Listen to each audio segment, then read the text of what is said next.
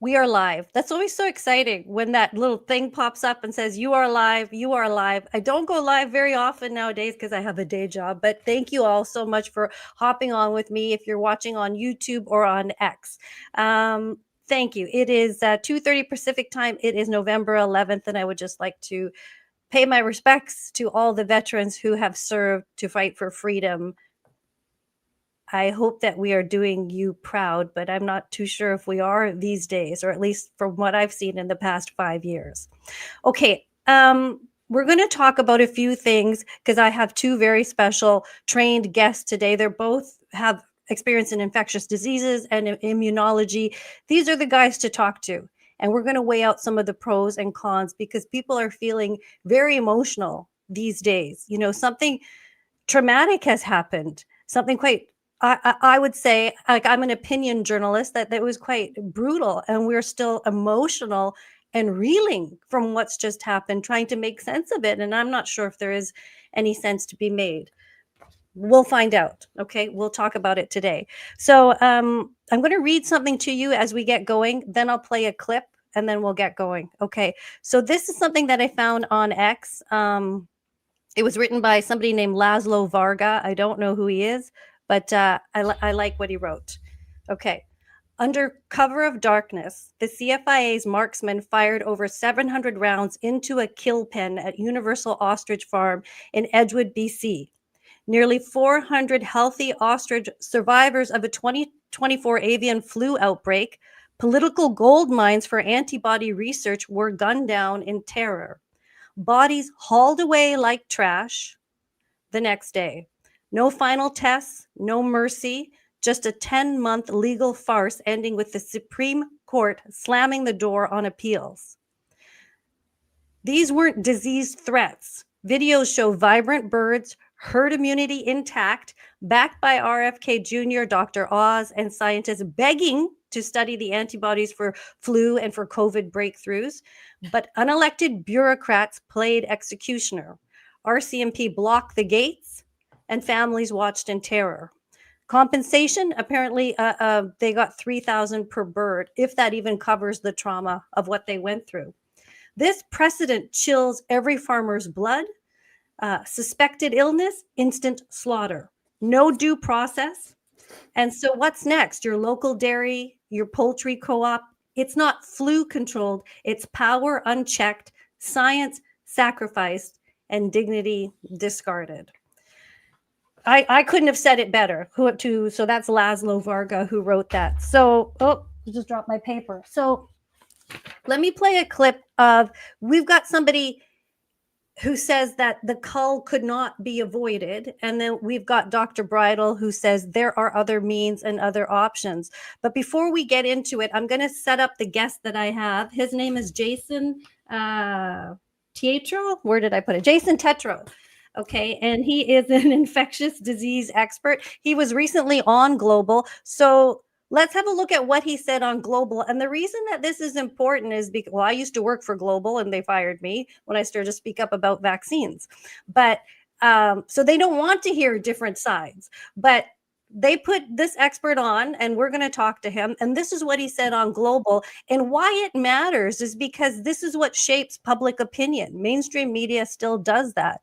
So you judge for yourself. This is a minute and a half, and then we'll get into it. Well, I assume you've been following this somewhat. Were you surprised by the decision at all? No. Since 2012, and for those of you who remember, we had a massive threat for avian flu, and even researchers saying, well, we could turn avian flu into human. It became very clear that we needed to essentially stamp this virus out whenever it came anywhere near humans. It was an ironclad constitutional law. The Supreme Court shouldn't have even looked at it. We have a rule that essentially says that H5N1 shows up in any flocks whatsoever, the whole flock has to be culled. And unfortunately, that's exactly what happened. Here's the problem. In order to test the birds, you have to kill them. Because as we know, H5N1 hides in the birds. That's how they end up migrating in migratory birds. We didn't think so until about 2003. And then we're like, oh, it hides inside the birds. So essentially, in order for us to know whether or not they were clear of the virus, we would have to test their brains, their hearts, their spleens, their livers. It's not a pleasant thing. Okay. When it comes to avian flu, how can it affect humans? Oh, it kills you. Sorry. H5N1 is not made for humans, it's made for birds. And as a result of that, when it gets into your body, and it can only infect like one very small area for the most part, it essentially grows. And if you remember the poor 13-year-old that ended up getting H5N1, what we learn is that it evolves inside of us to become more human-like. Okay, so joining me now is Jason Tetro. Jason, welcome. How are you? It's a pleasure to be here. Oh, well, thank you for showing up, because, we can't really get people who appear on mainstream media to talk to us at all. They turn the other way. Byram Bridle is standing by, and he has lots of experience with being turned away. So I'm glad that you showed up. Now, I've set this up and I've talked about this. Do you still feel that the cull was unavoidable? Can you tell me about what you think about the cull? Yeah, absolutely. Well, first off, I was talking about what happened in 2012, which led to the law that led to these poor things being culled. Pardon me here. However, the one thing that okay, how many birds were killed again? Do you remember? 380, I believe. 380. Okay. This is all based out of something that happened in South Africa, okay, back in 2004. Do you want to know how many ostriches died? In South Africa? Yeah. Tell me. 30,000. 100 times more than what happened in Edgewood. And the thing is they did exactly what those farmers asked. Let them live. Nothing's going to happen. Let the adjacent farms be okay. And what we learned was that because the virus gets into these birds and it has a slow ability to come out of these birds through shedding, it ended up causing a massive problem. So initially there were 2,000 deaths. Oh, but we'll let the others live. And then there were 6,000 deaths. And then they realized this is not going to be good. And so they ended up having to cull 30,000 of them. But does that make This is any a very sense? small 30,000? example. Sorry? Does that make any sense, though? Just because they killed 30,000, did they have to? Yes, because don't you understand? H5N1, when it gets into a bird, can do some really nasty things to that bird. And this is what we were watching. And as Dr. Bridle will show you, the immunology that occurs within the bird itself allows for it to not only survive inside the bird, but also migrate into other areas. And we just saw a paper that essentially is about to be published from September of this year that says it goes to the brain. They had to cut the heads off. H5N1? Yeah, the H5N1 goes to the brain. They had to cut the heads off. It's the same thing. Sorry. Slow down a bit. Who had to cut the heads off? The research. Well, they culled the birds. Then they wanted to find the H5N1, so they took the heads. They brought them into the lab and they looked at them. This is Australia, the Australia case. No, this is actually in the UK. That just happened. I think it was earlier this year or last year. But the thing is, we now know for a fact, and this has also been shown from what we saw in South Africa, that this virus goes systemic within the birds. And then what ends up happening, and we see the exact same thing in other cases of viral infection. Have you ever seen a rabies infection from a dog? Do you know how they prove that the dog has rabies? They cut its head off. That's the type of thing that we're dealing with. So as much as we might say, let's test the birds, test the birds, test the birds, I'm happy with that, but you're going to have to kill them first. Okay, and I know Dr. Bridle will speak to that, but I did not see any unhealthy animals. You're testing for what? Like, I don't even believe in PCR tests, and I know the ostriches had the PCR test done, but you're testing for what? Like, if they're the sick will die, the healthy will live. Okay, so let me put to you this way. Do you remember that woman, that nurse who came back from the Ebola outbreak and she was fine? She had no symptoms. She was great. Where was And then this? all In of the a States? sudden, yeah, in the States, she came back. Everyone thought she was great. Everyone thought she was fine. And then she got a reactivation of Ebola. It stayed inside of her. And there's lots and lots of viruses that do that in dogs, in humans, and in birds. So it So the stayed fact inside of her, so you treat her. they didn't know it was inside of her, it was hidden inside of her. Are you going to pull out her eyeball to find out if it's there? Why do you have to pull out an eyeball for Ebola? Because that's Like, where the Ebola was hiding. It's called an immune privilege. It was then hiding. what do you suppose to do with the woman who's sick then? When somebody has Ebola, then you treat the woman. But she didn't Like, I don't have understand. Ebola. That's the whole point, is she was asymptomatic. Oh, not this thing. Asymptomatic? Yeah, believe it or not, it's a real thing. Okay, so what People do are you and we have this all the time. You've heard of hospital infections, right? The majority of hospital infections are occurring as a result of asymptomatic carriers. They don't have any symptoms. They come in, they say hi to grandma, they cough their MRSA onto her, and then she dies. This is real. This happens every single day. I think it's a farce, asymptomatic. I don't know. It's time to bring in Dr. Bridle because I'm not the scientist, Sure. but I would just say that if you're not sick, everybody knows when you're sick. Okay, you blow your nose, you're sick. Something's wrong with you. I don't Hey, believe Dr. in this. Bridle, tell her I- why we Okay. exhibit sickness. Okay, Tell her exactly Dr. why Bridle, it what do is you that we think of exhibit sickness. what you've just heard so far? Okay, well, if I'm honest, there's a lot of misinformation that I need to correct. So Sure. we need to be clear on some things. What we're worried about when it comes to infectious diseases is transmission of the causative agent. And there's important things that need to be considered. It's not just based on positive PCR tests and that sort of thing. What we're concerned about is you have to have a threshold dose delivered to a susceptible person or a susceptible animal. Because again, we've gone in multiple directions here, whether we're talking about the ostriches and influenza virus, or we're talking about other things. It doesn't matter what the infectious agent is. A potential recipient, if they're going to get potentially sick, they have to be exposed to a bolus dose that gets administered to them. And that's very important because then it does highlight exactly what you said, Anita. That means that you have to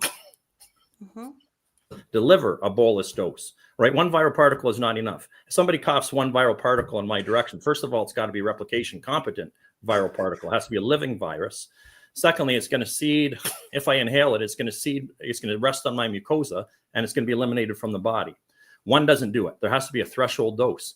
In order to typically in order for those threshold doses to be delivered, somebody has to be symptomatic. You have to be coughing and sneezing large amounts. You need the virus replicating in the airways if we're talking about respiratory virus, and there needs to be coughing and sneezing that spreads a large bolus dose to somebody else.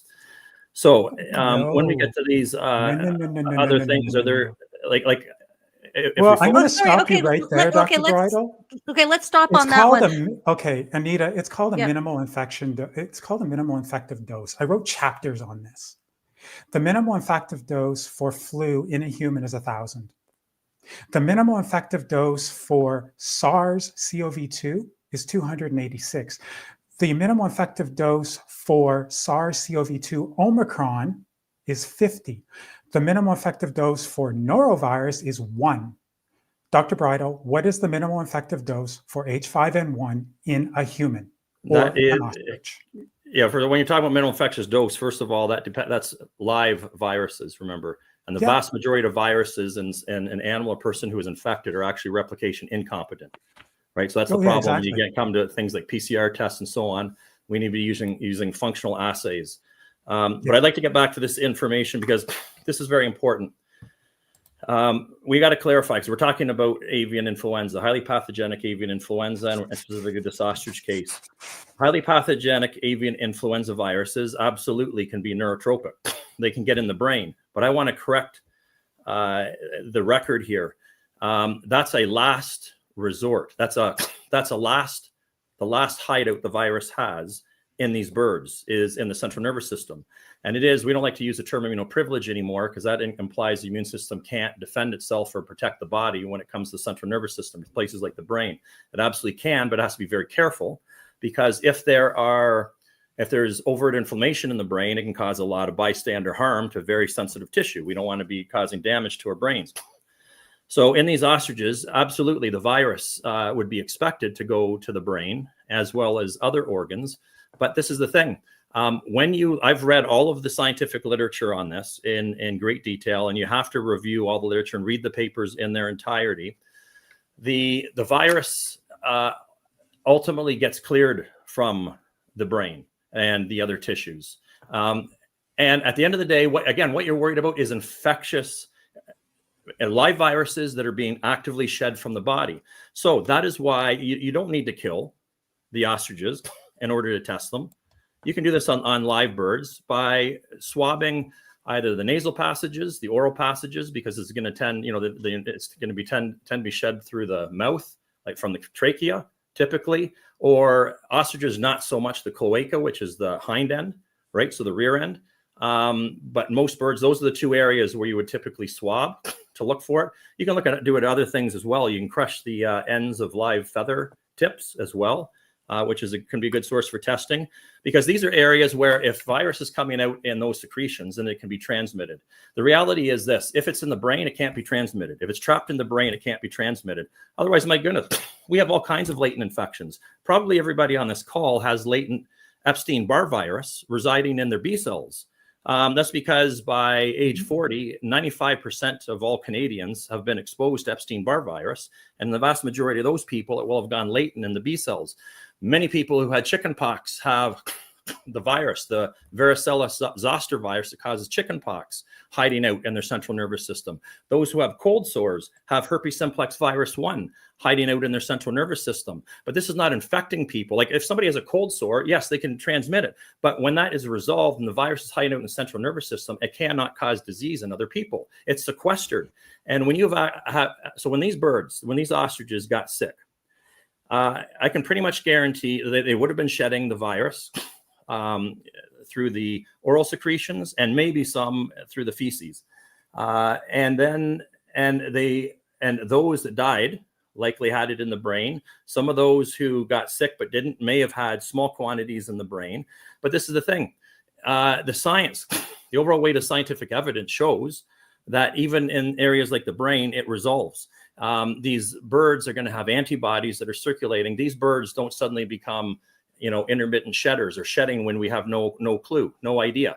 So it's true that these birds will have the virus for a short period of time in their brain and they'll appear clinically healthy. But so that's why with testing, it's all about the timeline, Anita. And so just let me, I brought some speaking points because these are important for these very reasons. So listen to this. This is the expert consensus from the World Organization for Animal Health. They're the ones whose policies have dictated to us in Canada this concept that we had to euthanize these healthy ostriches, which has actually compromised our protection. Just to be clear, compromised our protection against avian influenza virus. And look at what they said. Okay, go ahead. Mm-hmm. Yeah, because, and just in case anybody wants to check, this is their terrestrial animal health code. Okay, and in section 10.4, it's about infection with high pathogenicity avian influenza viruses, in which they say for non-gallinaceous birds, such as ratites, so that would be ostriches, include ostriches, experimental data indicate shedding may extend to 14 to 21 days in survivors, ceasing with seroconversion. So if there's no more, this is the important thing, if there's no more shedding, there's no more risk of transmitting the disease to anybody else or any other bird. And they also talk in Article 10.4.24, surveillance should include virological, so that's PCR virus isolation, and serological testing in species with potential for subclinical infection, such as ostriches. Sampling should continue for at least 21 to 28 days, 3 to 4 weeks after the last detection to confirm absence of shedding. That's when you have the strict biocontainment occurring, which we know how to do with these birds. Tissue-specific persistence. This is very important. Listen, tissue-specific persistence, for example, in the central nervous system, does not typically correlate with ongoing transmission risk after the acute phase. And they go on to say in Article 10.4.1, this is the World Organization for Animal Health, in ratite species such as ostriches, infections with highly pathogenic avian influenza virus show viral shedding from the trachea, so orally, and cloaca, that's the hind end, for up to 14 days post-infection, with antibodies detectable by day 7. Neurological tropism is observed, meaning the virus has gone to the brain, but listen, but does not sustain flock-level transmission beyond 21 days. And if you don't believe me, there was a court case about this. Not all documentation is public, but some of the comments were publicized in decisions, court decisions. Mm-hmm. And here's one coming directly from an affidavit that a member of the Canadian Food Inspection Agency submitted, their our deputy chief veterinary officer, in which she stated very explicitly in her affidavit, acknowledged this, and ratites like ostriches, viral shedding from respiratory and cloacal routes typically ceases by 21 to 30 days post-infection in survivors, citing the exact same science that I just mentioned to you. So no, it's not like it hides out ad nauseum in these ostriches. Based on the timelines that the science suggests, I would feel more comfortable giving a longer timeline, because when research shows that the presence of the virus might last up to, for example, 28 to 30 days, I always think there should be a safety window built in. So I would say, let's go beyond 4 weeks and pick a time, but we could pick 6 weeks, even 8 weeks if we want. But as long as you test, once the disease has resolved itself, as you heard, if we test out to, for example, we test out to 45 to 60 days, the science shows, and if there's no shedding at that point, then there is no risk of transmission of the disease. That's right. It's not hiding out in the brain where it can appear suddenly and cause mass illness. The problem in Africa, again, the problem with the spread of this virus are wild birds. Right. Can I jump in for 1 second? And Jason, I'm going to let you respond. But basically, we're all getting in a hissy fit, or not a hissy fit, but everybody was getting a panic because of H5N1. Okay. So this is the disease we're all trying to prevent. We're all scared that these birds have these disease. And so we have to test. But I had to look up, has H5N1 ever killed anyone in BC? The answer is no. Nobody can I comment on that, Anita? Sure. Because actually, I didn't hear that news clip, and that's probably the most important thing to be corrected. I'm picturing, let me just tell you what I'm picturing here for a moment, because I saw the video footage. I saw video footage of police officers on the farm in British Columbia. Some of them, and their faces, you could see, they did not want to be there. They were not comfortable. Yeah, but they were doing it. What was going on. And this is important. So I'm picturing, picture this for a moment. Those police officers go home. They have no personal protective equipment, right? Yeah. The CFIA, if this was so dangerous, I tell you, I know a lot of these scientists. I know the scientists that were involved here. They know it wasn't dangerous. When they first went to the farm to set up for the cull, for this extermination of the ostriches, they were not wearing personal protective equipment. Independent journalists captured that. And when that started circulating social media, all of a sudden they started wearing the spacesuits, right? But the RCMP didn't. And the RCMP were interacting with the CFIA personnel, and they were standing alongside fences with at times ostriches within feet of them, right? And had no personal protective equipment. So now you go home and you see on the news, as a police officer who had no personal protective equipment, you're suddenly sitting at home and hear somebody say, what happens if a person gets exposed to the avian flu and you die? That is not true. This is very important. So I'm going to put this in perspective for you. This is very, very important, because I thought, what people need is they need perspective for science. It's all about risk-benefit analysis. Now, if you ask me this question, is it theoretically possible for the avian flu to kill human beings? Yes. Have people died from avian influenza? Yes, absolutely. But why don't we put it in perspective? Because it's all about risk. People die from car accidents. People die from all kinds of things. So this, I think, people die from the regular flu. Volumes. Yeah, but this is going to speak volumes to you. But anyway, those guys everybody was up there. Journalists were up there. Citizens were up there. Protesters were up there. RCMP was up there for months and months and months surrounding these ostriches. Yeah, nobody ever had any PPE, and nobody got sick. So you know what that tells me? There was no reason to kill those birds. Nobody got sick, and nobody died. On that basis. Not based on the science. No. Jason? As a scientist, I am so confident. I mean, I would have happily gone and been in proximity of those birds and would have felt no fear whatsoever. Everybody was. Everybody was until it came time to kill them. Yeah. This is the World Health Organization's data. Oh, who cares about them? Yeah. Well, I know, but go ahead. But many people rely on their data. So World Health Organization they tally the cumulative number of cases of humans being diagnosed with avian influenza. So between 2003 and 2025, so to just reiterate, that's almost a 23-year span. Over 23 years, around the entire world, there has been documented approximately 900 cases of people getting avian flu. Okay. Mm-hmm. Now, of those, so 900 cases. Okay. Yeah. Okay. And of those, in those 23 years, wow, around the world, approximately 500 people have died from the avian flu. Now, see, again, those numbers, initially, just those numbers on their own over 23 years, people might do the calculations and say, well, it still seems kind of high. What is the famous comparison where people are kind of like, what is one of the lowest risk things that I'm happy to accept? Lightning strikes. We all understand that being struck by lightning can be very dangerous. It can be fatal. So let me put that into perspective. The same data for that 23-year span. If you compare lightning strikes, listen to this, because this is what people need to hear so that they can do their own proper personal cost-benefit analysis, risk-benefit analysis, okay? Which is this. The risk of getting struck by lightning, the risk of a person getting struck by lightning is 6,747 times higher than it is for contracting avian flu.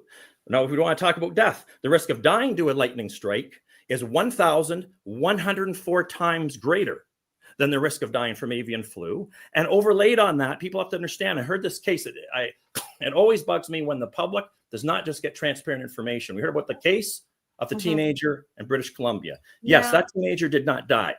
And guess what? That teenager is like almost all of these exceptionally rare cases. That's one teenager in all of Canada. And in these exceptionally rare cases, these are typically very sick people.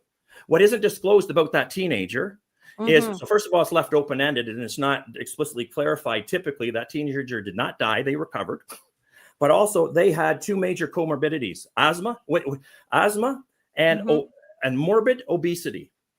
Both are associated on their own. Either of those on their own are associated with increased risk to any infectious disease. And morbid obesity is a functional form of potent immunosuppression. Any individual who is immunosuppressed, we know this, is highly susceptible to infectious diseases, including what we call the opportunistic infections, where organisms residing on and in their own body can potentially kill them. Yeah. So that is the perspective that we need to have. Okay, I'm going to just jump in here again. So in November 2024, the province of BC announced a presumptive human case of H5N1 in a teenager in the BC CDC region, right? But it is not clear from publicly available data that case resulted in the death. So yeah, so as of now, right this moment, she didn't die. She didn't die. So there is no confirmed No. public report of a human fatality from H5N1 in BC. And as Dr. Bridle just said, in the 25 years, there's been 500. Jason, and they just killed 380 ostriches in a day. Tell me what you think of that. Like, tell me. Well, I like Dr. Bridle's risk assessment and probability when it comes to lightning strikes. Flu has a habit of what we call reassorting, which means that certain pieces of its genetic code will switch between different flus. Now, normally we'll get a 1 reassortant or a 2 reassortant. The likelihood of a 4 reassortant is almost nil. You just never see that. And I'll be honest with you, a lot of people in the flu world, including myself, never figured that we would ever see a 4 times reassortant, and including, by the way, avian flu in that. Until 2009, because in April of 2009, a quadruple reassortant showed up in California. And a lot of people didn't do anything about it. Everyone was just like, oh, well, risk assessment. Oh, this is nothing. Nothing's going to happen. And that turned into the 2009 swine flu pandemic. So, yeah, I get it. You can play the risk assessment game all you want. You can play that probability of lightning strikes all you want. But at the end of the day, the one thing you want to prevent is something that's going to start spreading. And what Dr. Bridle's not telling you is when you look at those birds on the inside, those H5N1s tend to pick up mutations that allow them to better infect humans, especially what is known as the E627K.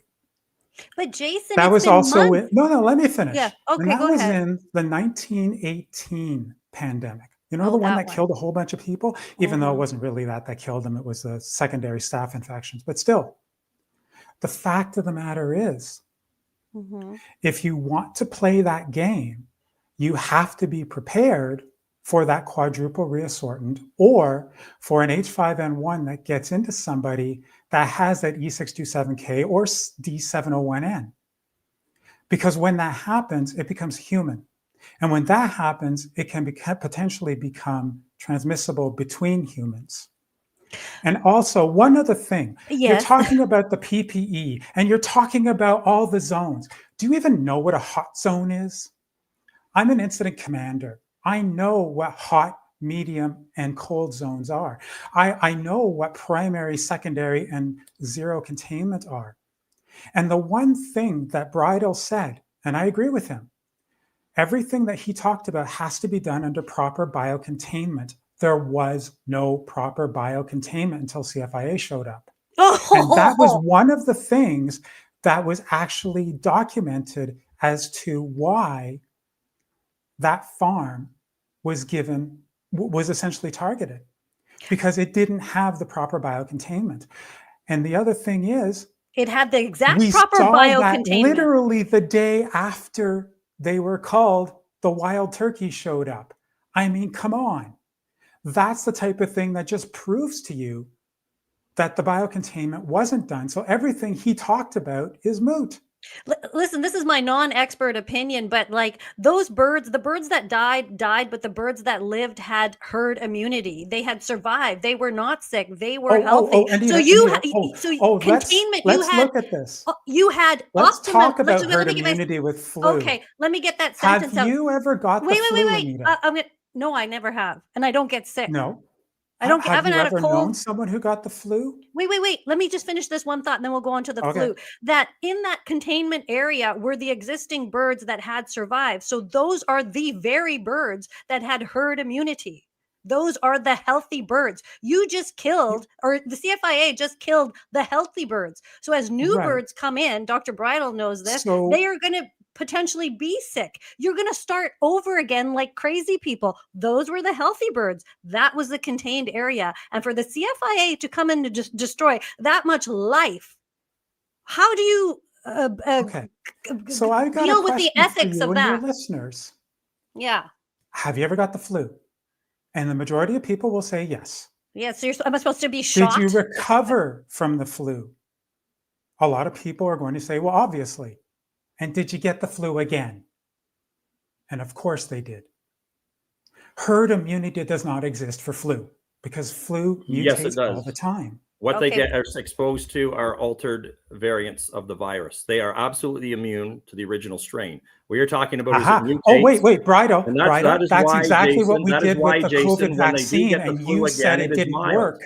It is Okay. mild when you We get it. did the exact same thing with the COVID vaccine. It was The- protective the against COVID the original vaccine- Wuhan strain. And then you came out after it no longer was working against Are we Delta talking and about COVID now? Omicron and Okay. started calling it bad. Really? Okay, So one how second. dare you use the exact same language for this when you used it in the exact opposite context? Dr. Bridle, I'm going to get him to get in there, but the flu shot gives you the flu. The COVID vaccine gives you COVID. Everybody was sick as a dog after they took it. But what do you have to say, Dr. Bridle, about what he just did? They not have herd immunity? Of course, they birds. had herd immunity. And what Jason is saying Against is that absolutely strain. ridiculous. Again, I already presented that science that is even admitted by the CFIA themselves, the World Health Organization, and the World Organization for Animal Health, and all the papers that I've reviewed. But let's look at it. So in other words, the virus is cleared. If those birds were tested, I mean, we could test them. You know what? If they were tested and they were still, after this time, shedding the virus, yes, they should have been euthanized. But I can pretty much guarantee they would not have been shedding the virus. If they're not shedding the virus, they can't transmit it. And, Right. this is the key point. So they cleared the virus. It's irrelevant what mutations may have occurred if the virus is cleared and gone from those birds. They're not transmitting any kind of mutating virus. This virus is very prone to mutation. That's why we needed those ostriches there. You know what the CFIA has done, the stamping out policy? You know what the ridiculous thing is? These farmers, according to the policy, can now introduce onto their farm completely naive ostriches. And as soon as wild birds set down, they're going to be completely susceptible to getting that virus. And this has happened over and over again in Canada. Let me tell you, the CFIA has disclosed over a period of less than 3 years, their data set shows that we have had farms in Canada where the stamping out policy has resulted in the reintroduction of avian flu on the farm repeatedly, up to 4 times. So let me outline what that looks like. The birds test positive for the flu, and then they get killed. They get exterminated, right? Right. Wiped out. And then in come immunologically naive birds that are then used to repopulate the farm. Wild birds come back to the farm. They then test positive. They get euthanized. They get killed off, right? They get exterminated. And then new immunologically naive birds get brought in. They test positive after wild birds come to the property. They then get exterminated. And then guess what? They get repopulated again with naive birds. This has already been documented over a span of as little as 2.5 years. That is the classic definition of insanity. And that's why we need new approaches. And that is what is at risk of potentially creating novel variants that could potentially be dangerous, because all of a sudden you're having repeated opportunities for this virus to replicate and spread, because in immunologically naive birds, they do get sick and they can transmit it. And so there's a couple things that addresses that issue. Okay, Thank you very much. When they're immunologically protected, you just said that they are far regularly. safer. So even if what we they had have... at that farm was a geographical location where that virus would either be stopped dead in its tracks, or not that virus, mutate, that not be able genotype to of the virus, the D1.3. But if a D1.4 shows up, those birds will get infected, right? You have no. You can't. No, you can't. What are you talking about? D1. Like here, let's explain this. Immune response against all the other epitopes, antibodies, and T cells. No, that is absolutely untrue. Wait. So wait why do humans get infected every year by the H3N2 over and over and over again? Many people we all get infected over and over again if there's sick people that are spreading it. The reality, Jason, what you're not recognizing is the vast majority of people do not get sick when they're infected with the flu, because they have enough cross-reactive immunity to be able to respond to it and clear it before they get sick. And then their immune response is now updated and state of the art for that current strain. There are many people who go through flu season after flu season after flu season, and they absolutely are getting infected if you do the seroconversion studies, but they don't actually get sick. That is the reality. To my mind, those birds had herd immunity. They were the healthy birds. The CFIA killed healthy birds. So for Jason, what do you say to that when that you keep talking about they could get this strain, this number strain? No one was sick. No one was sick. What do you say to that? I know that you keep saying this Ebola lady didn't know she had Ebola, and this it could spread because it's asymptomatic. But you don't kill what is not sick. If they're not sick, if they're not healthy, let them live and leave them alone. How can you back up what the CFIA did? Tell me. Ask Jason why he sets foot in any outdoor space. Live in a bubble. That happens. Okay, Wild tell birds me. defecate, they stipple paint the ground all over the place. If this is such an issue, it's in wild birds, it's endemic in the wild birds, then why go into any space, outdoor space whatsoever? That's actually what China's doing. It's like you just actually talked about what the proper biocontainment is. And you're actually promoting people not going outdoor. Oh my goodness. Because we already know that every single year. You're welcome to your personal risk assessment. Do never, ever enforce that on my children. I will never allow somebody to enforce that on my child for them not to go into outdoor spaces. That is, you see, fine, you're entitled to that, but do not force it on other Canadians. We have to live in a country where There we people go. get informed and Thank they can make you. their own Now choice. If we you choose understand not what to you're go getting at. outside, That's where you're that's your coming from. choice. Appreciate Do it. not impose it on me or my Jason, you children. don't think people should not go outside. That's not what you just said that in Oh jest, no, right? I mean, he's just going to hyperbole, which is fine by me. But what You're I the one am going to saying it, say is Jason. this: when you go out and you're in an environment that's clear, and you have those migratory birds coming onto your property, they're going to be sharing with you particular different types of avian flu. And as we found in South Africa, and as we've seen in Vietnam and Indonesia and Egypt and other places, when you don't kill off the animals, the next year, they end up getting it again. No, And that's the thing. Those birds No, are no, no, no, no. protected If against you- the D1.3. the And D1.3. Dr. Bridle was completely correct. But they're not going to be protected against whatever strain is coming next. If you And kill then the you birds that are create a healthy mixing now, Not true. and then you create the mixing vessels that allow for more human-like versions to come out. if you And kill so- the birds that are healthy now, you perpetuate the disease. Those birds had herd immunity, and that's They where the couldn't- fight stopped. But do they still have the virus in them? They're dead No, now. I just went over all of the science. No, Jason, they You do never not. proved it. You're just talking about it. We've Okay, got the guess papers what? to prove it. Everybody from asked South the Africa, CFIA to prove it. from the They've got the UK. dead bodies. So why don't you ask them to prove it? Don't put Okay, the onus on us. yeah. I would be happy to test them. I would have been happy to test them. But alive. I would love to test them as well. But Actually, even that's if what they're we do agree. tested, nobody I would got very sick. much like to test them. You know what the thing is? People want to test for diseases that actually, you know what COVID was? A bit of a cold. For some people, it was more severe, Anita, but some people it was just a just a bit second of a here. cold. Dr. Bridle and I are agreeing on something. We agree they should be tested, right? Well, they're dead now. You said they should be tested dead, and now they're dead. They should have been tested alive. But even the though point I'm trying to make is that but that's just the a whole minute. The point. we Just a should minute. test them to be able to find out whether or not there was actual. You know what you guys are missing the point of is the was. The H5N1 is not a harmful thing. It has not killed that many people. So you have to err on the side of sense. Just because you're fear mongering that something could be something and this disease is such a big boogeyman, it is not. Because at the end of the day, no one in BC has died from this disease. So think about that. Right. You can talk about testing all up the yin yang, but nobody has actually died from the thing you're trying to prevent.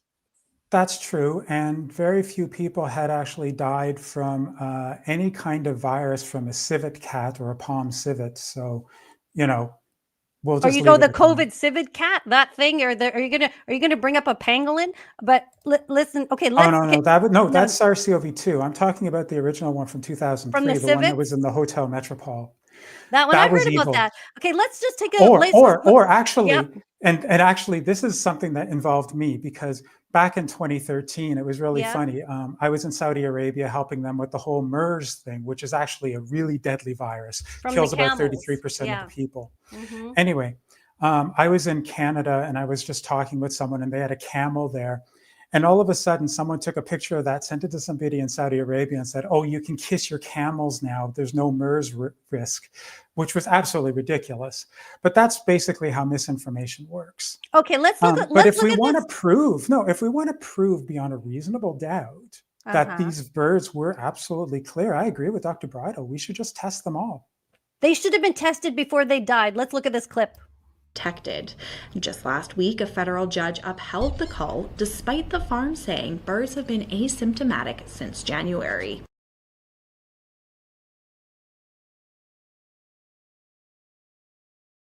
We just have one common goal, and that's to make sure that these guys are still running around in the next months, next years, whatever, because they live a long time. Katie Pasitny is the farm owner's daughter. She says she's overwhelmed by gratitude for supporters. It makes you almost feel a sense of safety, protected, because when you're out here and you don't know what's going to happen, it can feel pretty lonely. These people have been. Let's talk about the way they did it. This marksman thing. Is that really the most humane way, Dr. Bridle? What do you think about the way they did it? And I want to hear Jason's opinion too. Well, the CFIA struggled mightily with this. These are large animals. These are sentient beings. They're very aware of what's going around them. I can't comment on the legality. You know, I'm not a legal expert. What I can tell you is what they essentially did is what's known as pen hunting, which is certainly illegal in many areas in Canada, is my understanding. You already mentioned yourself, or there was a video at the beginning that, you know, I noted that there were well over 700 shots that were fired. I mean, let's just do the math. The actual number that were killed, that were shot, was 314 in that final extermination that occurred. 314. So over 700 shots. If you do the math, that means that there were, on many of the birds, at least 3 shots required. And then what wasn't revealed there, but that others have reported, is that there were additional shots fired several hours later after that nighttime extermination occurred. And when daylight came, it was found that there were still some ostriches writhing on the ground that had not been killed. So there were additional shots fired at that point. That is not humane. I mean, anybody can go to a zoo, go to the regional zoo to visit ostriches and just observe them. These are not like, sparrows or anything like that. They are very intelligent beings. And remember, these ostriches were also highly domesticated. They were very comfortable around people. So they were very curious about people. And yeah, absolutely guaranteed animals of that nature. The other thing that ostriches and most animals will do is make their fellow animals, so in that case, their flock mates, they would make them aware if they detect a dangerous situation. So as soon as those shots started going up, and it was over a period of hours as well, remember. So imagine the ostriches towards the end of that extermination, right? Yeah. They were witnessing their flock mates. They were being sent the message for hours on end that there is urgent danger. Get in the fight or flight response, right? At nighttime, when their bodies are trained to be sleeping, the ones, especially towards the end, would have been programmed in a fight or flight response mode for hours, aware that there is a deadly danger coming their way. And in that nighttime, I mean, I observed an overhead shot of that pen. It would have been mass chaos. When mass chaos, those birds were essentially terrorized. It's not clear to me, because there isn't transparency in terms of the information. I don't see any evidence that any birds were administered sedatives or anything of that nature. We're left kind of they literally did it in the dark. I imagine it was like those birds were tormented for hours. And I don't think anybody can deny that then hours after that, you find one still writhing on the ground that require additional shots to kill them. That's awful. Okay. Yeah. That is not okay. Jason, even you, what do you think of the manner in which they were killed? Oh, I mean, I've done culls and other things in the past. I've worked with, done research within slaughterhouses, including one at Guelph where Byram is. The fact of the matter is, they'll claim that this was the most humane way. And I've talked to my veterinarian friends, and they're essentially saying that it's really hard to sedate an active ostrich. I can't really talk about that particular one, though, because most of the animals that I've worked with stopped at pigs. Mm-hmm. So, you've got to have some criticism of the manner of which this was done. I didn't like, well, first off, I don't even like the cull to begin with, because it should never have really happened. The biocontainment that farm should have used should have been there. Those birds should never have been infected in the first place. But we're way past that. Okay. So. No. We're not way past that. It just happened last week, not even a week ago. But people are reeling. Yeah. People can be reeling. 30,000 birds were in South Africa, and people are still reeling from that. I mean, at the end of the day, this is never going to go away. This is always going to be a stain, right? But this can never happen again. I agree. That's why it has to be managed, and it can't be with a stamping out policy. Hey, look, it has to be unless you get immunity. Unless you get someone to go up. Immunity. And Jason, I have to correct you on a couple things there. You're talking about insinuating this is the fault of the farmers for not having biosecurity in place. Are you aware that when the CFIA, when this first came to their attention, the farmers had actually introduced biosecurity measures before the CFIA had asked for it. And my understanding from the court documents is that they adhered to all required biosafety protocols that the afterwards they did, absolutely. But the fact is the virus got onto their property. The job of the CFIA is to guide people during these outbreaks through the biosecurity containment. So that's exactly what happened. It was okay. That's true. Protocols were put in place. They were adhered to. Naturally acquired immunity was obtained. You know what's lost from this? So we had an opportunity. What is the goal for all public, like for any infectious disease outbreak? The goal is always herd immunity. That's exactly what we were told. And it can either be due to the use of what we call ideal vaccines, or it can be the gold standard naturally acquired immunity. And that gets back actually the COVID stuff, just so you know, Jason, if you want to go back, because you accused me of not being consistent with the concepts here. Yeah, pretty much. Is naturally acquired immunity is gold standard immunity. And when exposed to even future mutants, that's why most people who had naturally acquired immunity against SARS-CoV-2. Most did not get mild sickness. Again, most didn't get sick at all. The virus was circulating so much, they simply got reinfected and quickly cleared it and then had their immune systems updated. And that's the difference. And the COVID vaccine, just so you know, is as far as you can get from an ideal vaccine, for which we have an official definition in Canada, as you can get. And if you start applying that kind of non-lethal immunological pressure on a virus, you're going to accelerate the potential emergence of these. Naturally acquired immunity is the gold standard immunity.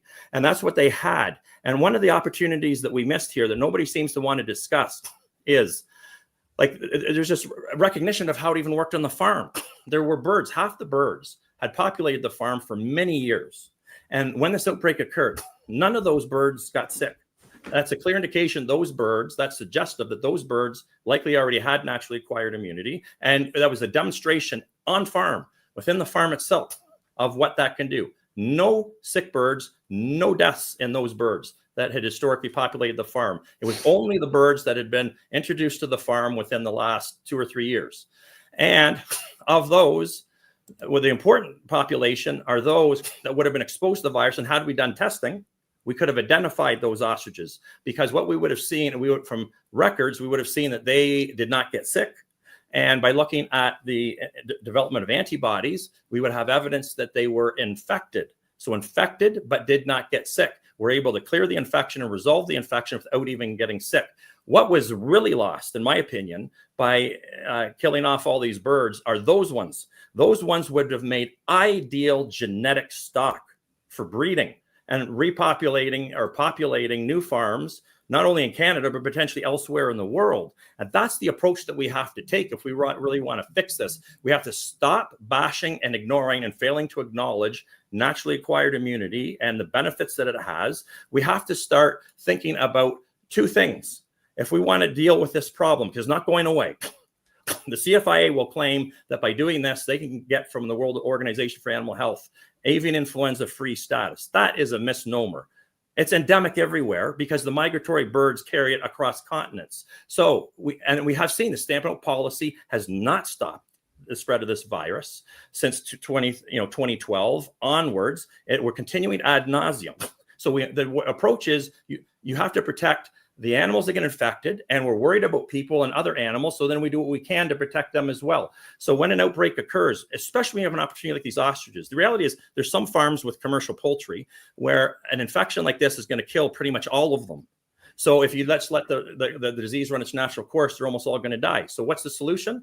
Especially when we have populations like these ostriches where the lethality is low, let a natural immunity build. And we can safely do it by imposing biocontainment procedures through the duration of that pandemic. And like I just said, a month or 2 months later, we follow up with testing. And as long as there's no more shedding, they're virus free. And the birds do not have to be euthanized. They stay on the property. Now they have naturally acquired immunity. They are far more protected from avian influenza than any other birds that are going to be introduced there. No, Jason, are you serious? Are you going to question that birds with gold standard natural immunity are not as well protected as completely immunized? I'm just saying that they're not. You're not talking again. Remember, when you're talking about new variants, we're not talking about fundamentally new viruses. We're talking about subtle changes. There are all kinds of epitopes that are shared. So please, I'm the immunologist.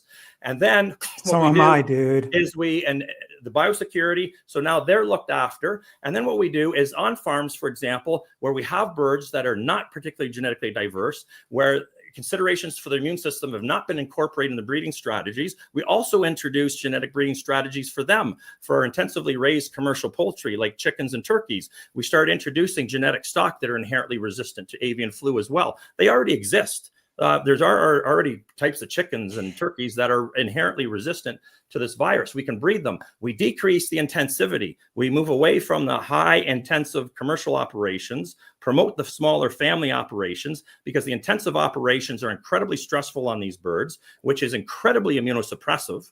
Right? We keep them indoors, outside, away from the sun. They're not getting proper vitamin D. Their immune systems aren't functioning properly. They're under chronic stress. And if we start addressing all these issues, we can manage this problem without killing off all the animals and driving up our food costs and destroying the lives of farmers. That's right. Jason, don't you think so? The CFIA had no business going to, they're the Canadian Food Inspection Agency when these animals were not being used for food. And another thing is that there is no evidence that H5N1 is transmitted to humans through consumption of fully cooked poultry, game, meat, organs, or eggs, correct? Well, the thing is, most of what Dr. Bridle is saying is really good. I actually agree with a lot of it. China has been doing some of that. They've actually been looking at doing the crossing of resistant strains to try and be able to develop that. Hasn't worked as well as they hoped. Vaccination is doing better. But the fact is that if we can come up with a better biocontainment methodology, absolutely, I totally agree with that. I have nothing to say in negative against that. It's just that you have to be aware that when you do have reassortants, they will get in there. They will cause problems. That's just normal. That's how flu works, and that's how the immune system works with flu. But what I do want to point out is that while we're having a really good talk here about science and sanity, there's one little thing we're all forgetting, and that is that 2012 amendment that Harper brought in that essentially says there's no if, and, or but. H5N1 shows up, you kill everything. And that's what they were following. Now, we know that that's outdated. We know that there's better ways. But until someone goes up against that and tries to change it, that is the rule of our land. But and so those rules are not you can't blame me for that. No, I know. You have to talk to Harper for that. Harper. We have to talk to the current people in the CFIA if they would make themselves available, rather they just act like thugs. I mean, just because something is a policy doesn't mean you follow it. There are a lot of stupid policies that we've lived through during COVID that didn't make any sense. And I guess in a minute but the thing is that if you don't follow it, okay, then our good friends in China, our good friends in Mexico, our good friends in several other countries will go, hey, look, you didn't follow your policy. We're boycotting your meat. They're already boycotting us for our pea meal because we put tariffs on their PBs. We already have. They will actually boycott. And they'll actually boycott and harm the $1.7 billion of export that we had. Already having other countries boycott our products because of our stupid economics. You never mind killing birds. We don't have to follow a policy, and we're a sovereign country. It's the Canadian CFIA. We don't have to listen to other countries. We can run ourselves. Could I just comment? Because there's again information here that is not that the public needs to be aware of when they evaluate the situation so they can render their own decisions. And this is very important. So first of all, I agree with you. If a policy doesn't follow the science, then the policy needs to be changed 100%. That's ridiculous. Yep. I, as a scientist, am not going to be forced to be married to policies. And I don't agree with adhering to rules that don't follow the science. So absolutely it needs to be changed. I agree with you on something else, which is Canada can look after Canada. Why we keep marrying ourselves to global organizations over in Europe and letting them tell us how to conduct our business, I don't understand. But even from that perspective, if we throw out all the science that we just talked about, because at the end of the day, remember what and this is important, what the CFIA said ultimately is not what Jason said. What they put out to the public is that this was absolutely necessary to safeguard human and animal health, right? On the one side, and then the other half, right, is the policy side. So if we throw out the science, because this was not needed to protect human and animal health, and they certainly didn't put the risk to humans and the perspective that I did, right, which is that you're way over 1,000 times more likely to die of lightning. But this is the important thing, super important. There is room in the policy. That's what I want to highlight. We're talking about the policy of the World Organization for Animal Health. Again, a European organization, global, work functioning on a global level, that we've decided we're going to let them develop policies to tell us how to run our agricultural businesses in Canada. But this is the thing. So in their animal health terrestrial, it's called the Terrestrial Animal Health Code again. I read from that earlier. Article 10.4.3 explicitly states, listen to this, a country or zone. And I'm going to stop right there, because when we're talking about Canada, we're not talking about the country of Canada. Canada, for the World Organization for Animal Health, is divided into multiple zones. And my understanding is that those ostriches, they're way out in the boonies. My understanding is that they were in a zone unto themselves. So with that in mind, listen, a zone. So in other words, we can think of it, that area where this ostrich farm was located may be considered free from high pathogenicity avian influenza when absence of infection with highly pathogenic or with high pathogenicity avian influenza viruses based on surveillance. And again, the recommended surveillance is monitoring for shedding in the trachea, from the trachea and the rear end, right? Once that has been demonstrated in that zone for a period of 12 months, they literally say, as long as we tested and showed that these were not shedding the virus for 12 months, that zone, so in other words, during those 12 months, what would happen where the farm was located? They would be declared an area where nothing from that zone, no poultry products, nothing from the ostriches could be exported from Canada. And it would be declared a contaminated zone. And after 12 months of showing that they weren't shedding the virus, that label would be removed and it would be declared an avian influenza virus-free zone. Look at the timeline. These animals, when they were just euthanized, we were almost at that 1 year point. So even if we throw out the science, the policy, if testing was done, but the CFIA would not allow testing.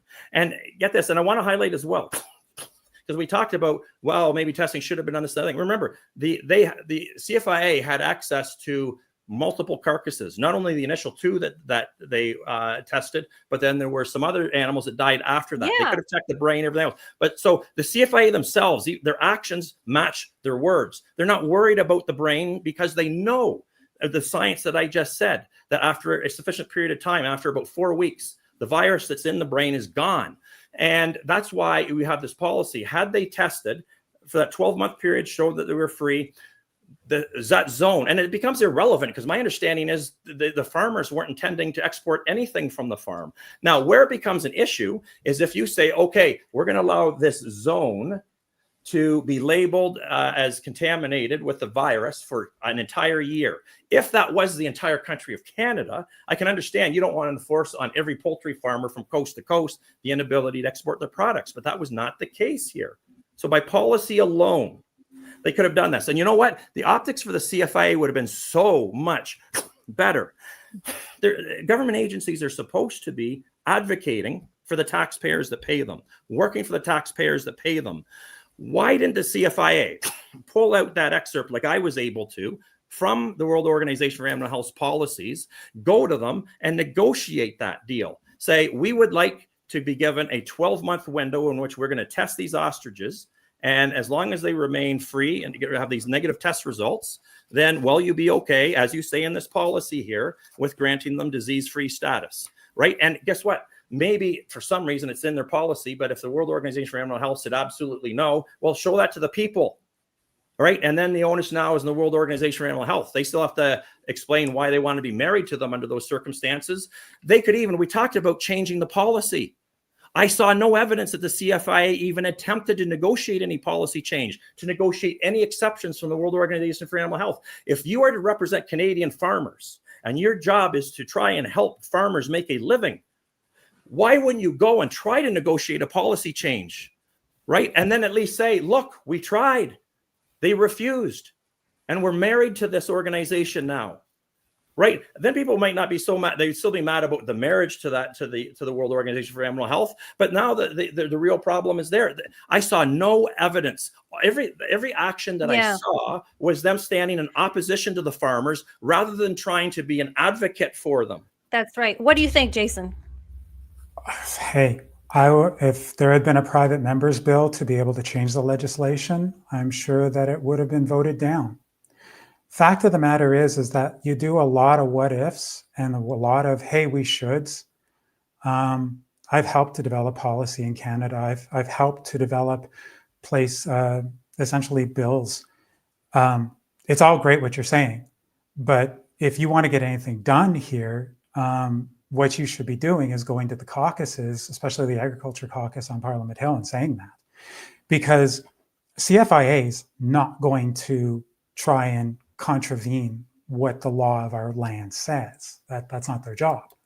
What their job to do is to act what those laws say. And it's pretty clear from 2012, because I remember that happening, that we have a full stamp out policy in this country. Oh, but that is so bad. But you know what, Jason, you're not addressing what I just said. I just read to you the subsection of the policy that allows an exception through testing. So why would you not want that to be enacted? We don't have that in our Health of Animals Act.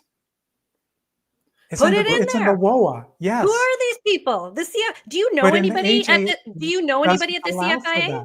It is a full cull. And believe it or not, if it had been a low pathogenic avian influenza as opposed to a high, there would have been no questions asked. They would have just walked in and killed everything. Do you kill your family members if they get the flu and then recover? No. I mean, but that's the way it works, because okay, go ahead. Okay, so if you want to make change, you've got to put you've got to start putting together an actual policy change proposal. But this is, and I'll be honest with you, Dr. Bridle has put together a really good proposal. And I think if he takes that to his local MP to bring that to Parliament Hill and to the caucuses, I think that might actually be given people would actually listen to that. It makes sense. But right now, the way things are, that there was no hope for that flock. Oh, that's the whole point, is that there was and there should have been, and that's the end of the CFIA in this country. That is the end of respect for that organization. They have lost it, and they have broken the hearts of Canadians. And before we move on, I know that Dr. Bridle has been involved in many things. A big fight during COVID where he had press conferences and NACI members of NACI. That was cool. That was a great press conference where nobody showed up from the other side. Look, it's in their ovaries. Sorry, dude, but come on. No. He held a press conference with Dr. Paul Alexander during COVID. Hold on, Jason. What's in the ovaries? What are you saying is in the ovaries? You went out there and said, look, I've got this secret Pfizer document, which was basically the Japanese version of the report from Pfizer, and started talking about where they were finding the spike protein and all of this type of thing, making it sound like it was so incredibly mysterious. We all knew what was on that. And it actually, so did Health Canada, because they saw it and they still approved it. Okay, so can I address that in here? Are you actually, no.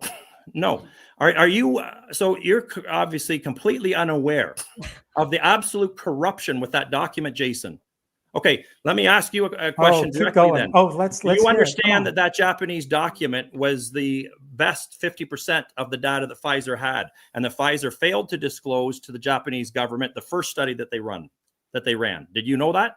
And that in the first study, they had rats dying, and the study director reported to Pfizer straight up that they had massive biodistribution that was killing the animals. What do we do?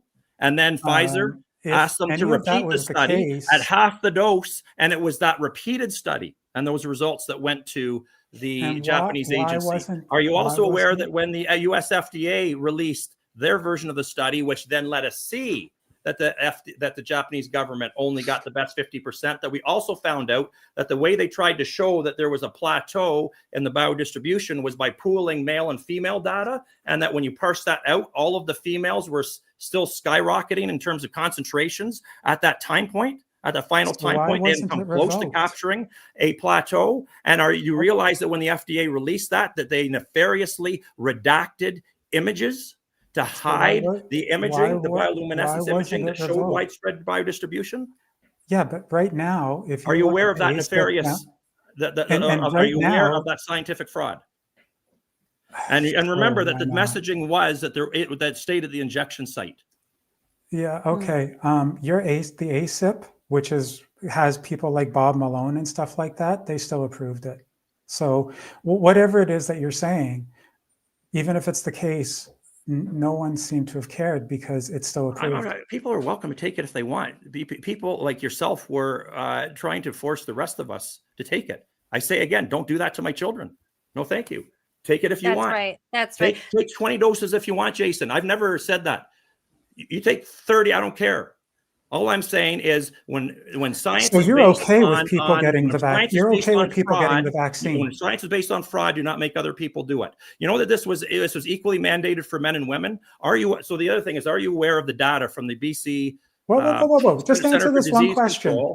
You're okay if people get the vaccine, right? Control that showed when they looked in their own database comparing the COVID shots to the historical flu shots, which is a fabulous gold standard internal oranges to oranges comparison, that they found that reports of serious adverse events were accruing at a 9-fold higher rate for females than males. And when you just hear what I told you about the biodistribution data, which we found out years after the Japanese study, because a court compelled the US FDA to release it, that we found out that there is a completely different biology between males and females, with the bioaccumulation skyrocketing at the 48-hour time point that correlates with this 9-fold higher reporting of serious adverse events for females versus males. There's a reason why I expressed my concerns. Are you aware? Did you disclose to people, Jason? Do you know that right now, Health Canada has not made any official safety claims for the COVID shots in pregnant women that they reported in Parliament? Have you seen the data sheets that show where the manufacturers themselves say that they have not submitted any safety data or any data? They didn't even ask the Canadian government to use these shots in women, and yet we mandated it for them. I release information so people can make their own informed decisions. Take or leave whatever medical intervention you want, but don't force it on other people. Yeah, you're okay with people getting the vaccine, though, right? Pardon me? You're okay. You can take as many doses as you want. I relay all of the transparent data and let people make their own informed decision. If they don't have all of the information available, that's why I've been speaking up on this about all the misinformation about the avian flu. Because once people have the information, I believe everybody should be allowed to make their own decision about their whatever the medical intervention it is. I don't care what it is. Take it or leave it if you want. Just never force it on me, especially when the science does not justify it. Correct. Because we would put Bonnie Henry on TV all the time, and she didn't know what the hell she was talking about, telling pregnant women to take something that had only been tested on rats. I heard, and they actually claim in Parliament that Health Canada approved it. And then when pressed, this was only about a year ago, Health Canada, and it's called an order paper question that was submitted. That's where our MPs are allowed to ask questions of our government agencies to find out how things are done. And in response to that order paper question, they admitted we made no safety claims for those shots in pregnant women. And yet politicians were standing up and said Health Canada had.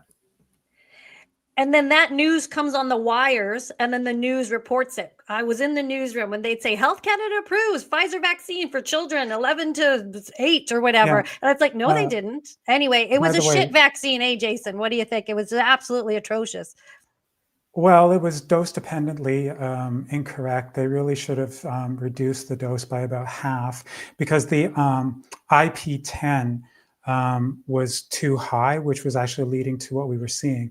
It was great, though, that you had the increase in IL-15, because as we've now seen, that's helping with the cancer patients with the CAR T because of the IL-15.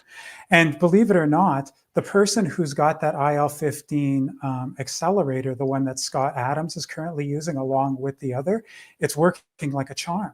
So the fact Maybe you can is tell that there's been multiple the- studies show disconcerting increases in cancer rates as well before you cite the one study. I mean, you can't leave things out of context. You got to give people the full where's context, the all where's of the the science, cancer? and Where's the cancer, dude? Because like you don't see any Where's the problem with cancer, avian Dr. flu. Bridle? Yeah. there's multiple publications now starting Yes. to document this. Let's look in the Yes. peer-reviewed scientific literature. It's What, ridiculous. in MDPI journals, maybe? I heard that the COVID Okay, vaccine. excuse me. Okay, I want to know about this. Okay. What's wrong with an MDPI journal, Jason? Can you Oh, it's called explain a to me? predatory journal. It and absolutely is not. There are, like any Yeah. publishers, they have some journals that might be potentially. Absolutely. Dude, You can't they write have things that called entire group off. cells, viruses, life, proteins. Yeah, Those are the journals absolutely that they not. create. Are you Absolutely literally not. saying you want to publish in that? Like, honestly, if you want to ruin your reputation, feel free. But okay, sure. No, I I get don't think published it's in Not Lancet. defined as straight. Okay, I have been in multiple court cases, Jason, just so you know, you're absolutely wrong. Those are considered absolutely legitimate. Sure. Show me those journals on the predatory journal list. Right now, you're at your computer. Bring up the predatory journal list and show me. MDPI, we know, is basically. Yeah, I see. it's You a can't mill show me. for No, I go with suscitation. evidence. I go with evidence. Period. I've been bringing the evidence. I've been showing the evidence. I've been citing the evidence. I've been telling you exactly where the articles and so on. Don't you dare sit there and tell me it's a predatory journal and then refuse to show me anything that says it's a predatory journal. Sure, that's your Someone's personal getting opinion. upset. That doesn't count in the real world. Well, it's actually the opinion of the universities as well, because you don't get merit points if you publish an MDPI anymore. but you get funding. That is absolutely untrue. I work at a university. Are you serious? Yeah. Well, you don't talk from a perspective that you do not understand, Jason. Look how you At a see. This is the university problem. where You we're use these not allowing all-encompassing that. statements. You're claiming that at my university those don't count? Are you serious? You So just said you- at universities. Yeah. And there's several universities. Okay, you that just I've lied. talked to. I can prove it. I'm at my university. I sit on these committees. People absolutely get credit for it. They won't get credit if they publish in predatory journals. So you've just lied to the public again. And I can prove it because I sit on these committees. I'm a professor. Do you realize that, Jason? Yeah, I You was a can't visiting pull the wool over scientist my at eyes like Guelph. that. You can't say that my institution calls these predatory journals and gives nobody credit for publishing in them. Okay. All right. Stick to your lane. Stick to your lane and stick to what you know and show the science. But and if you can't, then don't say it. Unfortunately, this gets on the mainstream. You know, like I respect your Yes. opinion. I respect Jason for coming on and dealing with this. It's So do that I. at least that part is good, and I love your passion. But I don't think both of you guys. I can't let you guys go without touching on the breaking news of late. This I know is complete propaganda, although Canadians don't realize this because they don't realize they're propagandized too. But we must just quickly touch on the measles. Let's look at this clip. Some breaking news now. Canada's public health agency says the country has now officially lost its measles elimination status. It's a status Canada has held since 1998. But after a spike in cases in the past year, the Pan American Health Organization has notified Canada that it no longer holds elimination status. Public Health says the agency reviewed recent epidemiology and lab data and confirmed sustained transmission of the same measles virus strain in Canada for more than 1 year. Joining me to discuss the impact is Dr. Isaac Bogoch. He's an infectious disease specialist. Dr. Bogoch, good morning to you. So let's start with your reaction that Canada has lost its measles elimination status. What does it mean? It's very disappointing. I mean, we are a global leader in medicine and health and science and public health. And this certainly bruises our reputation. We have the capacity to ensure that routine childhood immunizations are indeed routine and widespread throughout the country. There's no reason for us to have widespread large measles outbreaks like we've had in Canada. Fortunately, our big outbreaks have been quelled, but there's still a trickle of measles cases and certainly the potential for outbreaks given that there's unvaccinated pockets or undervaccinated communities. It's been quelled and there's a trickle. Why is the government such vaccine pushers as they're in cahoots with the media? I mean, the government gets on TV and tells you, you need to do this. They try to scare you. I know that's complete propaganda. That we will use a shot of, somebody covered in measles all on purpose. And why are they doing this? I mean, I don't get this. Dr. Bridle, what do you think of this? Fear mongering. Well, that's why I've been speaking up about the ostriches. Again, you heard you played the clip of Jason answering when asked what happens when people get exposed to the avian flu. You die, right? So out of context, I already pointed out way over 1,000-fold higher chance of dying from a lightning strike. So all this stuff has to be put into perspective. And you know what? I'm gonna keep this very simple, Anita, because when it comes to the vaccines, I'm a vaccinologist. I used to be like Dr. Isaac Bogosh, and I would just carte blanche encourage everybody to take these vaccines, right? I follow the science. I followed the science during COVID-19. I had already been following the science on some vaccines, like the HPV vaccine, where I was very upset because during those clinical trials, we were lied to. As I found out, I didn't even bother following up on the science because I saw that they had the appropriate thing of a placebo group when they tested the vaccine, and then the group that got the HPV, that's the human papillomavirus vaccine, which is designed to try and protect people against subsequent development of cervical and anal cancers, right? And then I found out after the fact, I heard somebody say who was actually involved in the clinical trial, who had signed a consent form where they explicitly stated that the placebo was actually salt water. They actually explicitly stated, because sometimes it can be sugar water, and then made a claim, what I thought was an outlandish claim, that the placebo group didn't actually get the placebo. They actually got what's called the adjuvant, which is actually the bioactive component of the vaccine. I was flabbergasted. No, it's completely crazy. There's, it's conspiracy theorist stuff. I went and checked, and sure enough, it was published an admission that the control group did not get a saline. I was flabbergasted that I was lied to, and I'm teaching the science, and I'm teaching my students, look, this is how vaccinology is done. You have a placebo group and you have the test group. And then I find out, because I've also taught my students, those traditional vaccines are what are supposed to be inert proteins mixed with an adjuvant, which is the bioactive component. And so really you're going to test the bioactive component versus the bioactive component and then claim you see no differences. That's not science. So I see these kind of things that some companies are doing with some of their vaccines. And then I saw the complete and utter misinformation that was spewed everywhere and the lack of choice that was associated with the COVID-19 shots. And really, I'm left to start defending vaccines.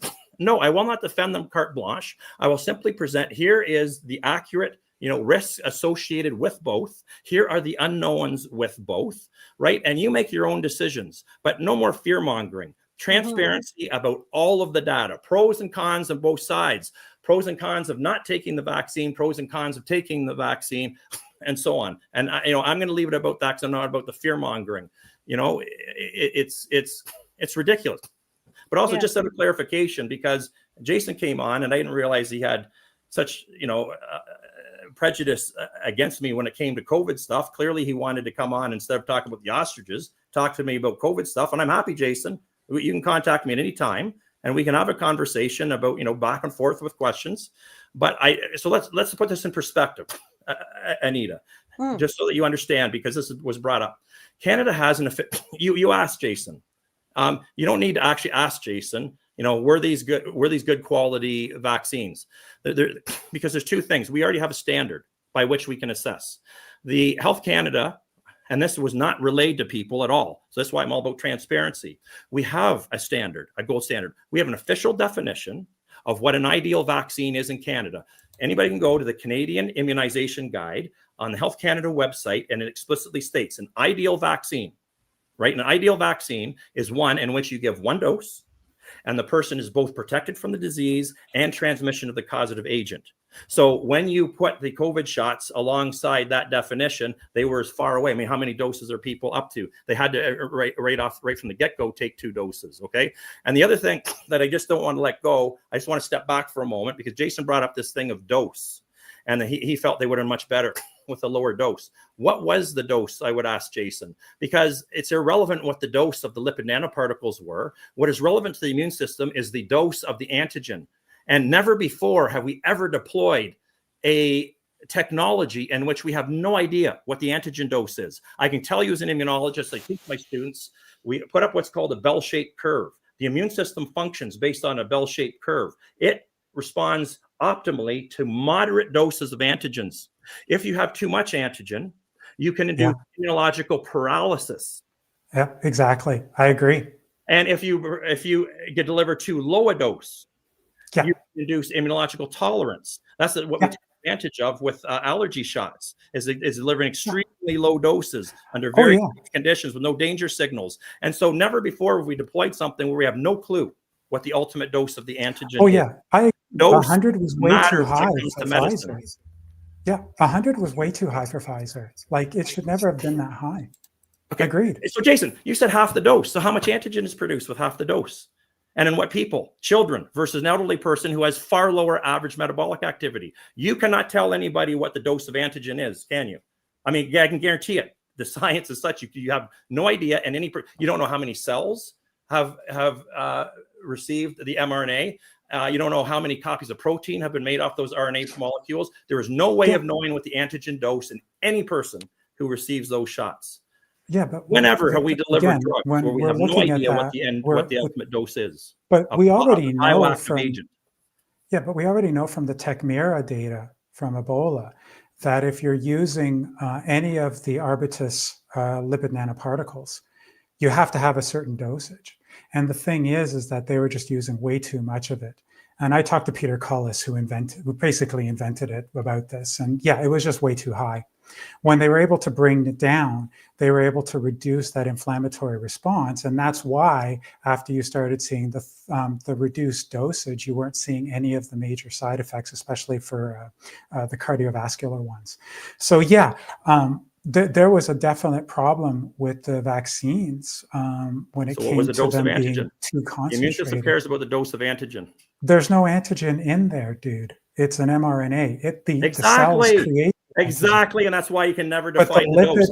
Is the immune response? Okay, tell me this: then is the immune system designed? Is the immune response designed to clear the RNA? No, it's designed to clear the spike protein. What activates the immune system? What you want to activate the immune system is the spike protein that is generated from the RNA. Well, so and you also want to do the antigen that matters. But you so also exactly want the highlighted the TLR7. problem with this technology and why you cannot define the dose. But you want the TLR7 response as well. And the way you get that is through the mRNA. Because, oh, did we lose him? Oh, that's a shame. Maybe he'll come back. Well, anyway, he's absolutely correct. I mean, there are definitely, when the COVID vaccine was being used, and we started seeing those problems, there were obviously issues that we had to think about. And don't even get started on the AstraZeneca or the Johnson & Johnson. They were using an adenovirus, which, I mean, if you had done the proper epitope mapping of the adenovirus, you would have seen that there was a possibility for the clotting that happened. I mean, that was a huge mistake. There were lots of mistakes made when it came to the COVID vaccines. Thankfully, though, going back to the original topic, there weren't problems with respect to the measles vaccine. And Dr. Bridle was correct. Herd immunity is how you stop something like measles. But because you can't achieve herd immunity without getting the virus, which that can also lead to problems, including immune amnesia, that's why you want to be vaccinating. And that's also why you want to get that vaccination rate up to 95% so that we don't have to worry about it. It already is. I mean, people are blaming the measles outbreak on immigrants and this and that. I think the measles outbreak... But it's not immigrants. You know that, It's right? not. I think it's occurring in pockets where people are already vaccinated.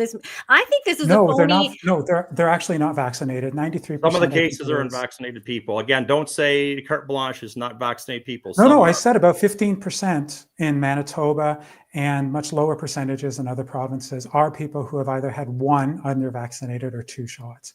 But the vast majority of them are unvaccinated.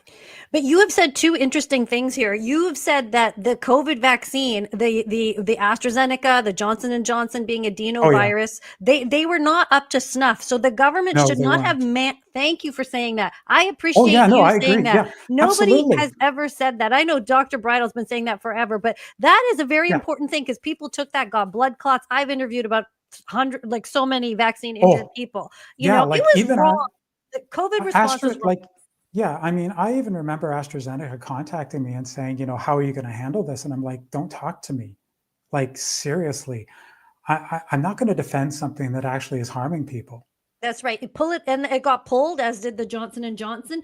And anyway, when the Canadian Public Health Agency comes out and says, "Oh, measles, everybody, fear for your life, the sky is falling," they're very much in cahoots with the media, and the media runs with it to scare people.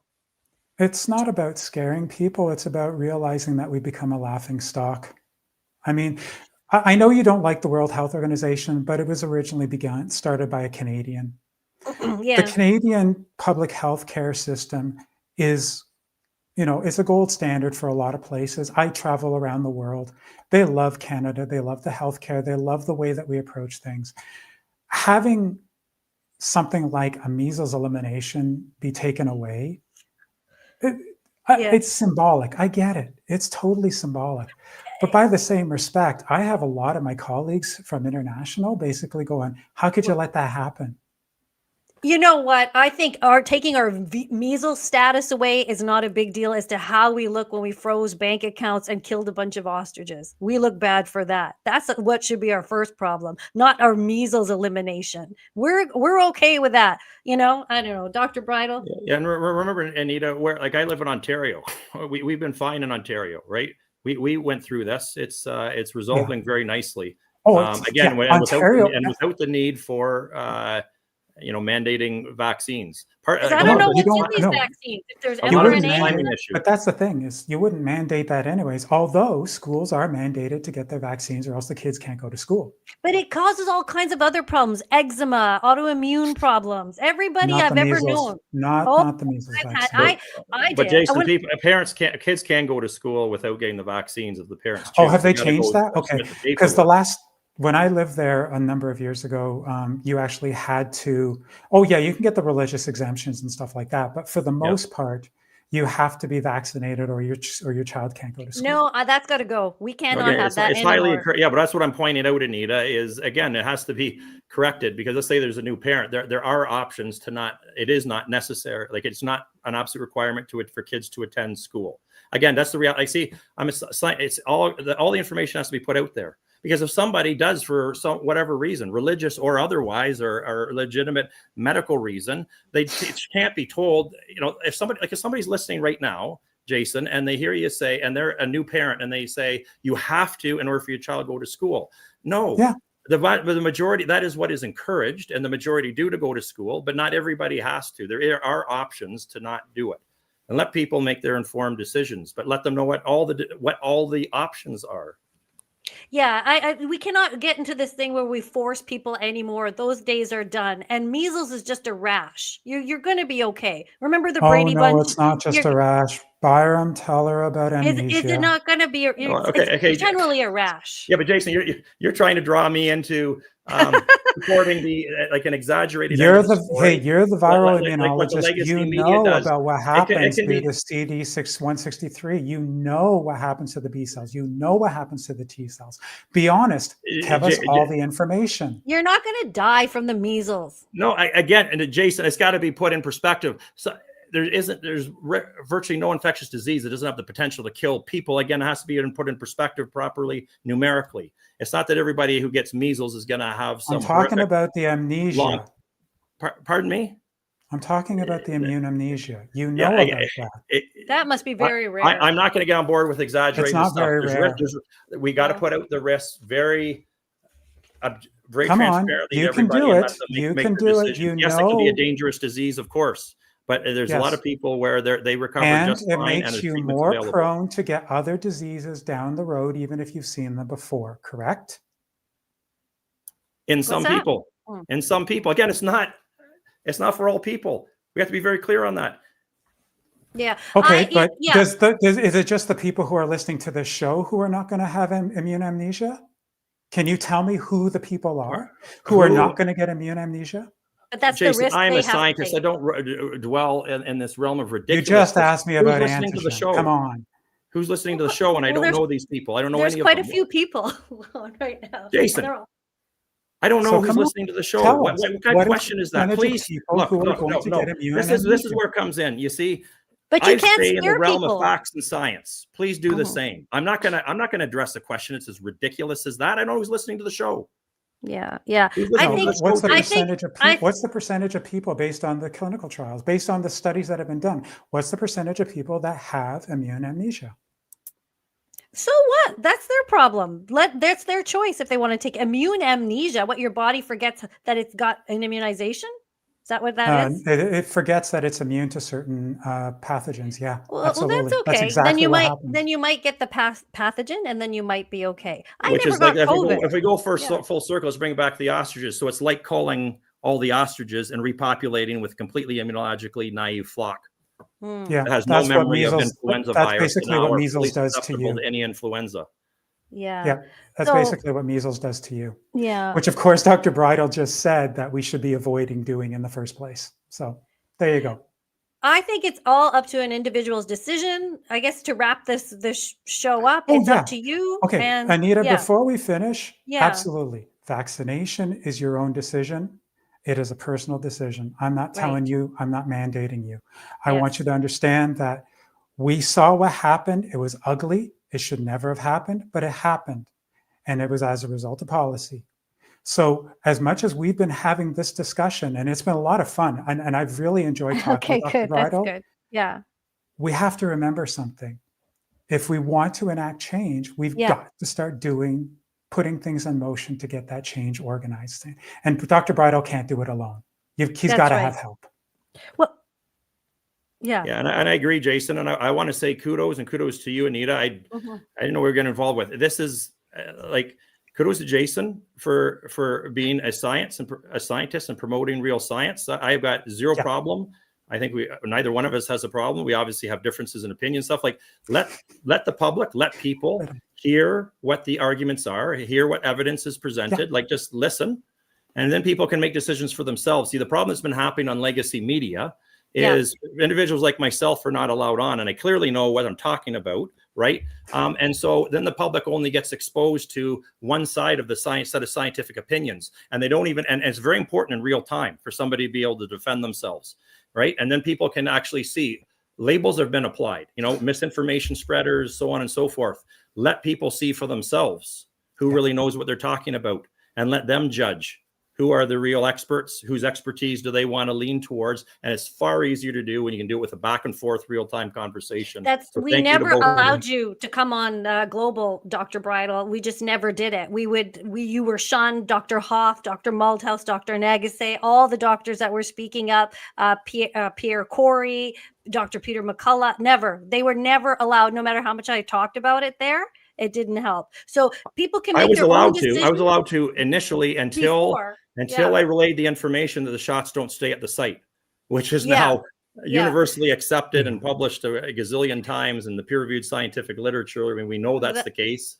Everybody openly discusses it, and this is the known mechanisms that underlie vaccine-induced myocarditis, et cetera, right? So it was when I revealed what was an uncomfortable truth at the time, a truth that was not, people weren't willing to accept, that all of a sudden the censorship occurred. That's right. And that's demonic. That is not right for people to do. And people cannot make good decisions with poor information and unbalanced information. And that's what unfortunately happened. And we can't have that happen again. But gentlemen, thank you so much. Oh, we're going to go 45 minutes, but we went 90 minutes. That was a lively discussion.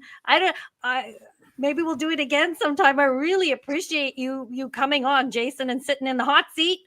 You did it. And no, it wasn't. Hey, it's not as bad as everyone out there might think. I've been in much worse. Okay. And because I'm so nice, right? And Dr. Bridle, I really appreciate you making time. I know you're busy and have so many things going on. And I appreciate everything you did during COVID and the convoy, everything. So I got you anytime.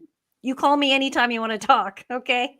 All right. And thank you to everybody that's watching. There's still quite a few people watching. I appreciate all your comments on this live stream. And I think I'm just going to wrap it up. I don't know what the other streamers do, but thank you. Thank you guys so much. You have a wonderful evening. Let's take care of each other, and let's make sure all this nonsensical, awful things don't happen again. Okay. Thank you guys, and good night. Bye-bye.